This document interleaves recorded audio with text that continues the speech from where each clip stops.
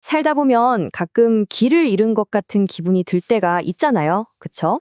오늘은요, 시대를 초월한 지혜가 담긴 명언들을 딱 나침판처럼 사용해서 우리 각자의 인생 지도를 한번 그려보는 그런 시간을 가져볼까 합니다. 자, 바로 시작해 볼까요? 자, 모든 여정은 사실 하나의 질문에서부터 시작되거든요. 바로 이겁니다. 인생에서 가장 큰 적은 과연 누구일까요? 한번 곰곰이 생각해 보세요. 혹시 외부의 경쟁자? 아니면 내가 처한 좀 불운한 환경? 그런 걸까요? 정답은요, 생각보다 훨씬 가까운 곳에 있습니다. 서핑의 전설 레어드 해밀턴이 이렇게 말했거든요. 우리의 최악의 적은 바로 두 귀 사이에 살고 있다고요? 이게 무슨 말이겠어요? 결국 우리를 가로막는 가장 큰 파도는 바깥이 아니라 바로 우리 마음속에서부터 시작된다는 거죠. 그래서 오늘 우리는 이 내면의 적을 다스리기 위한 5단계의 여정을 떠나볼 거예요. 먼저 내 안에 가장 큰 적이 누군지 알아보고 그 다음엔 위대함으로 가는 길은 어떤 건지 살펴볼 겁니다. 그리고 준비라는 마법, 또 생각을 현실로 만드는 법, 마지막으로 시간을 내 편으로 만드는 방법까지 이 순서대로 하나씩 차근차근 알아보겠습니다. 자, 그럼 첫 번째 관문부터 시작해 볼까요?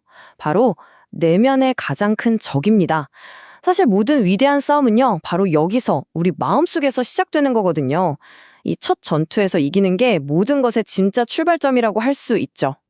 우리 마음속이 꼭 이렇게 복잡하게 얽힌 실타래 같을 때가 많죠. 아, 나는 못할 거야 하는 의심. 에이, 나중에 하지 뭐 하는 미루는 습관. 또 과거에 대한 후회 같은 것들이요.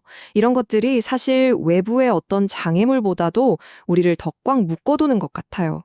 이 내부의 전쟁에서 이겨야만, 그래야만 다음 단계로 나아갈 수 있는 겁니다. 자, 내면의 적을 마주할 용기를 냈다고 칩시다. 그럼 이제 우린 어디로 가야 할까요? 바로 두 번째 여정, 위대함으로 가는 길입니다. 근데 이 길이 과연 뻥 뚫린 고속도로 같을까요? 아니면 엄청 험난한 산길 같을까요? 와, 근데 이미 2000년 전에 로마의 철학자 세네카가 답을 줬더라고요. 위대한 정상에 이르는 길은 험난하다. 요즘처럼 다들 지름길, 쉬운 방법만 찾잖아요. 그럴 때 이 말이 참 중요한 사실을 깨닫게 해주는 것 같아요. 아, 위대함으로 가는 길은 원래 가파른 거구나. 이걸 받아들이는 게 바로 정상에 오르는 첫걸음이라는 거죠. 우리가 생각하는 위대함이 만들어지는 방식, 두 가지 이미지가 딱 떠오르죠. 하나는 뭐랄까 한순간에 빵 하고 터지는 불꽃놀이 같은 거요. 번뜩이는 충동, 영감 같은 거. 다른 하나는 벽돌을 하나하나 정말 꾸준히 쌓아 올리는 그런 인내의 과정. 여러분 생각엔 진정한 위대함은 어느 쪽에 더 가까울 것 같으세요? 바로 위대한 화가, 반 고흐가 이 논쟁에 아주 명확한 답을 줍니다. 위대한 건 충동이 아니라 작은 것들이 모여 이어진 결과라고 말이죠.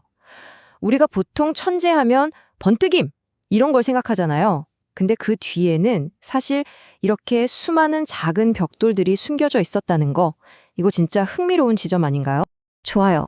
그럼 작은 것들을 꾸준히 쌓는 게 답이라는 건 이제 알겠어요. 근데 그 꾸준함은 대체 어디서 나오는 걸까요? 자, 세 번째 여정에서 그 비결을 한번 찾아보죠. 이름하여 준비라는 이름의 마법입니다. 우리가 막 누군가의 엄청난 성과를 보면 와, 저건 진짜 마법 같다 이런 말 하잖아요. 근데 진짜 마법의 정의는 따로 있더라고요. 그게 뭐 타고난 재능 이런 게 아니고요. 다른 사람이 상식적으로 기대하는 것보다 훨씬 더 많은 시간을 쏟아붓는 것. 바로 그 지독한 노력이 마법의 진짜 주문이었던 거죠. 전설적인 미식축구 감독 폴 브라이언트가 진짜 핵심을 딱 짚어줘요. 이기려는 의지가 중요한 게 아니다. 이기기 위해 준비하려는 의지가 중요하다. 사실 이기고 싶다는 생각은 누구나 하잖아요. 그쵸?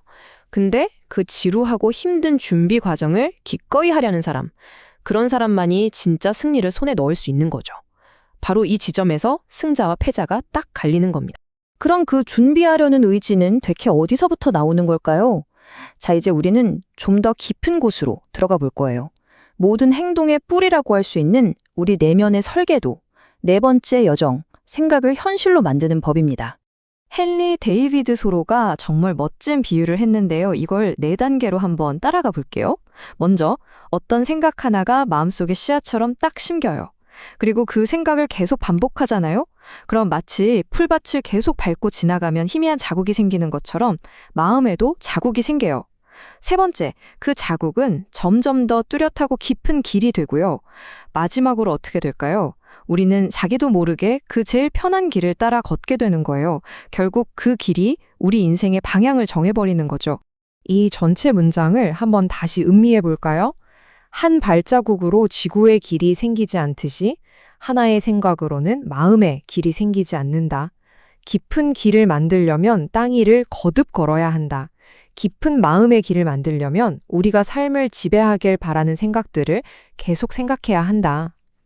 와, 우리가 매일 어떤 생각을 반복하느냐가 우리 마음의 길을 내고 그게 결국 우리 인생 전체의 방향을 결정한다니 정말 강력한 비유 아닌가요? 자, 이제 우리 여정도 거의 마지막 단계에 왔습니다. 내면의 길을 만들고 꾸준히 준비하고 이 모든 걸 계속하게 만드는 마지막 퍼즐 조각은 과연 뭘까요? 바로 시간을 내 편으로 만드는 기술입니다.